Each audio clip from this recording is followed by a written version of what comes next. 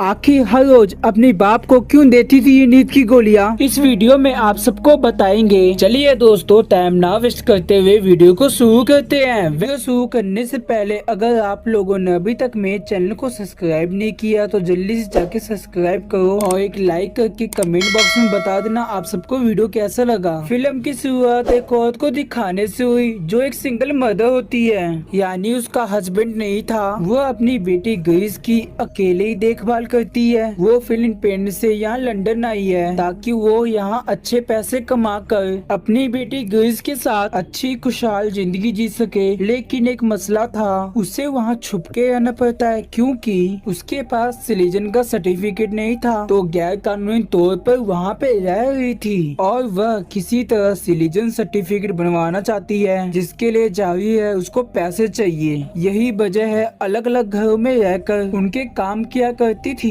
ताकि उनका गुजारा भी हो सके और वह कुछ पैसे भी जमा कर सके। दोनों माँ बेटी बेचारे अलग अलग घरों में रहकर अपनी जिंदगी गुजार रहे थे क्योंकि उनके पास रहने के लिए कोई घर भी नहीं है। इसीलिए एक घर में दिन पूरा होने के बाद वो अगली घर में चली जाती है। इसकी मम लोगों के घरों में जाकर साफ सफाई करना, खाना बनाना, किसी बीमार की देखभाल करना या फिर यहाँ तक कि उनके कुत्ते को नहलाना और घुमाने का भी काम करती है। और ग्रेस भी वैसे समझदार तो है लेकिन शरारती बहुत है। जैसे एक बच्चा सुकून से नहीं बैठ सकता वैसे ही, इसीलिए अक्सर उसे जो इसकी मॉम कहती वह उसका उल्टा ही करती। ग्रेस अक्सर अपनी मॉम से पूछती है कि पापा कहाँ हैं, जिस पर हर बार उसकी मॉम उससे झूठ बोल देती है उसके पापा मर चुके हैं। लेकिन हकीकत तो कुछ और होती है। अब ग्रेस और उसकी मॉम जिस घर में रह रहे थे वहाँ दिन पूरे करने के बाद उनको अगले घर जाना था, जिसका मालिक कभी घर आता ही नहीं, इसीलिए उन्हें किसी और के पास जाना था। अब ग्रेस की मॉम के पास उसकी एक दोस्त की कॉल आई जो उसे कहता है कि कल मैं मशरूफ हूँ, क्या तुम कल मेरी जगह मेरे एक क्लाइंट के घर जा सकते हो उसको चेक करने की उसकी तबीयत कैसी है, वह ठीक है कि नहीं, क्योंकि ये मेरे जिम में ये काम लगाया गया है। अब ऐसे कैसे वो अनजान घर में चली जाती, इसीलिए वो मना कर देती है। और उसका दोस्त कहता है तुम्हें कुछ नहीं करना, बस वहाँ पे जाकर मेरे क्लाइंट को चेक करके आना है। जो बूढ़े इंसान है अक्सर बीमार रहते हैं, जिसके लिए वो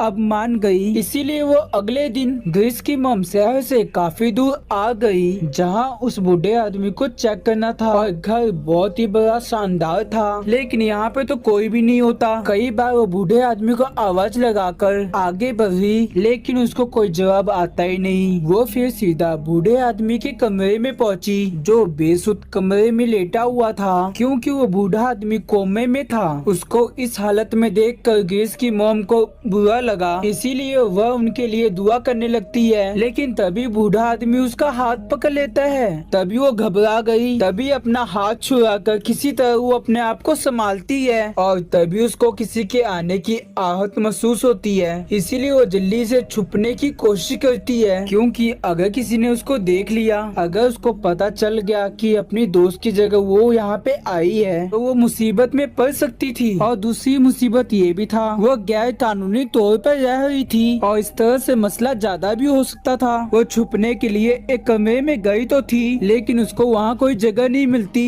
तभी उसके सामने बूढ़े आदमी की भतीजी आ जाती है जिसका नाम कैथरीन होता है, जो ग्रेस की मॉम को देखकर हैरान नहीं हुई बल्कि कहती है कि मैं जानती हूँ कि तुम्हें इमरजेंसी वालों ने भेजा होगा क्योंकि कल ही मैंने हेल्पर के लिए उनसे कहा था कि कल ही मेरे घर भेज दीजिएगा जो मेरी मदद कर सके और उन्होंने तुम्हें भेज दिया होगा। अब उसके पास कोई और रास्ता तो था नहीं, इसीलिए बचने के लिए कैथरीन के हाँ में हाँ मिला दिया। कैथरीन ग्रेस की मॉम से उसके बारे में पूछती है। तभी कैथरीन अपने अंकल के बारे में बताने लग गई। वो पिछले एक हफ्ते से कोमा में है, मैं उनकी देखभाल तो कर लेती हूँ लेकिन मुझे घर का काम जैसे साफ सफाई और खाना बनाने के लिए एक हेल्पर की जरूरत है। लेकिन मैं जानती हूँ कि तुम्हें इमरजेंसी वालों ने भेजा है, मगर तुम अपनी मर्जी बताओ, क्या तुम मेरे साथ हेल्पर की तौर पर काम करोगी? मैं तुम्हें एक हफ्ते की $1000 दूंगी। अब उसे सीजन के सर्टिफिकेट के लिए पैसे तो चाहिए और इस इतनी अच्छी ऑफर के लिए मना तो नहीं कर सकती, इसीलिए वो मान जाती है और कैथरीन उसको रहने के लिए अलग कमरा भी देती है। लेकिन फिर भी वो उसे अपनी बेटी ग्रेस के बारे में उसे नहीं बताती है क्योंकि उसे डर था कि कहीं उसके बारे में सुनकर कैथरीन मना न कर दे। तभी कैथरीन उसे कहती है कि आज शाम ही तुम अपना सारा सामान लेके आ जाओ। उसके बाद ग्रेस की मॉम वहाँ से निकल गई। रास्ते में वो अपनी दोस्त को फोन करके ये सारी बात बताती है, साथ ही उस बूढ़े आदमी के बारे में भी कि वो भी ठीक है। तभी उसका दोस्त कहता है तुम्हारे जाने का फायदा ये हुआ, तुम्हारे लिए अच्छा हो गया कि वहाँ इतना अच्छा जॉब मिल गया। तभी वो घर आई अपना और अपने ग्रेस का सामान पैक करने लग जाती है। वो वहाँ ग्रेस को समझाती है कि उस घर में तुम्हें छुप के रहना होगा, कोई शरारत नहीं करनी और जल्द ही हमें सिटीजन का सर्टिफिकेट मिल जाएगा, जिसके बाद हम आजादी से रह सकेंगे। जिस पर ग्रेस भी उसकी बात आराम से मान जाती है और अब उसकी मॉम ग्रेस को काफी बड़े बैग में छुपाकर और कैथरीन के घर पहुंचती है। तभी कैथरीन सबसे पहले उसको चाय पीने के लिए देती है। तभी उसकी मॉम ने एकदम ही चाय पी लिया क्योंकि ग्रेस को बैग के अंदर बंद किया हुआ था और उसे डर था कहीं उसका दम घुटने से मर न जाए। चाय पीने के बाद वो जल्दी से अपने बैग को कमरे में लेके गई और तभी ग्रेस को बाहर निकालती है जो बिल्कुल ठीक थी। यहाँ ग्रेस की मॉम ने उसको फिर से समझाया तुम्हें यहाँ छुप के रहना है और इस औरत के सामने बिल्कुल भी नहीं आना। तभी कैथरीन की आवाज आती है। तभी ग्रेस की मॉम उसको चुप रहने के लिए कहती है। तभी कैथरीन जल्दी से आ गई और ग्रेस दोबारा बैग के अंदर छुप जाती है। दरअसल कैथरीन को ग्रेस की मॉम को देखते ही पता लग गया था वो फिलीपीन की रहने वाली है, इसीलिए कैथरीन उसे कहती है ऐसा करो कि आज तुम आराम कर लो और काम तुम कल से शुरू कर देना। और इतना कह के वो वहाँ से चली गई। उसके जाने के बाद ग्रेस की मॉम उसके कमरे में बने अलमारी को दिखाकर उसे कहती है कि जब कैथरीन घर में होगी तब तक तुम इस अलमारी के अंदर रहना ताकि अचानक से वो आ भी जाए लेकिन तुम्हें देख ना सके। मेरी बेटी फिक्र मत करो, हमें यहाँ 6 हफ्ते से ज्यादा नहीं रहना पड़ेगा। और उसके बाद अब अगले दिन अब कैथरीन उसकी मॉम को पूरा घर दिखाने के साथ साथ और काम भी बताती है जो उसने करना था।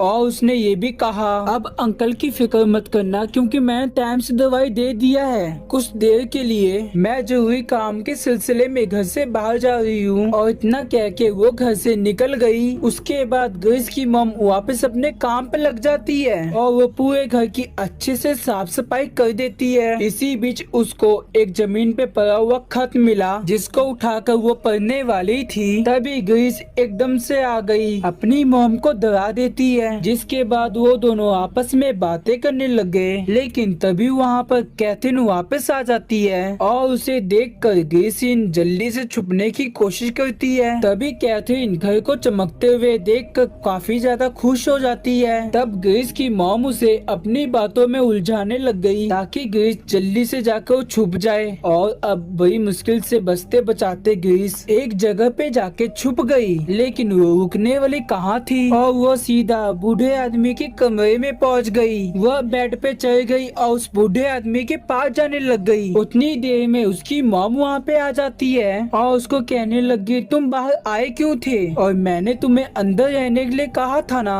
तभी बाहर से कैथरीन ग्रेस की मॉम को आवाज लगाती है, इसीलिए वो ग्रेस को बेड के नीचे छुपाकर और वहाँ से बाहर चली गई कैथरीन की बात सुनने के लिए। पर अभी भी मुसीबत टली नहीं थी। तभी कैथरीन अपने अंकल के कमरे में चली गई उन्हें दोपहर की दवाई खिलाने के लिए और ग्रेस भी बेड के नीचे छुपी हुई थी। और तभी एक गोली नीचे गिर गया जिसे ग्रेस देख लेती है और उसने जैसे ही गोली उठाई वैसे ही ग्रेस पीछे हो गई। तभी कैथरीन अंकल को दवाई खिलाकर वहाँ से चली जाती है और इस तरफ ग्रेस बाल बाल बच जाती है। ग्रेस अपनी मॉम को बताती है कि कैथरीन तो अपने अंकल को नींद की गोलियां खिलाती है। इसके बाद उसकी मॉम ने कहा अच्छा नींद की गोलियां, लेकिन ये बात तुम कैसे जानती हो कि वो नींद की गोलियां थी। तभी ग्रेस इस बात पे जवाब देती है जब एक बार आपने मुझे पार्टी में इसकी गोलियां लाने भेजा था तो गलती से मैं नींद की गोलियां ले आई। वैसी गोलियां मैंने तब देखी जब कैथरीन अपने अंकल को खिला रही थी। और उसकी मॉम कहती है बेटा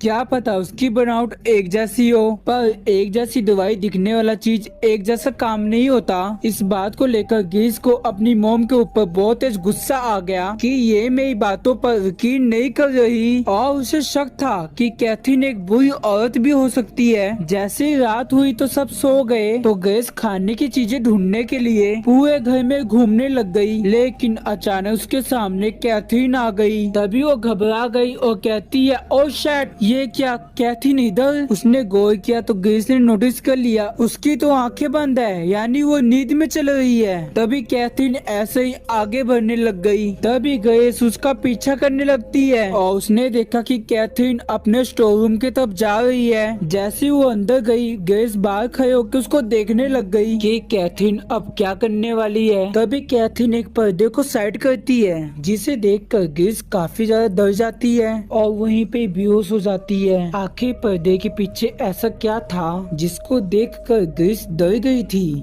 दोस्तों, आप लोगों को क्या लगता है कि पर्दे के पीछे क्या था जिसको देखकर ग्रेस डर गई थी? अगर आप लोगों को पता है कि जिसको देखकर डर गई थी, हमें कमेंट बॉक्स में बता देना। इससे ये होगा कि हमें पता लगेगा कि आप लोगों को ये वीडियो पसंद आया है। और इसी के साथ ये स्टोरी यहीं पे खत्म हो जाता है। चलिए दोस्तों, फिर मिलते हैं अब सबसे पार्ट 2 में। थैंक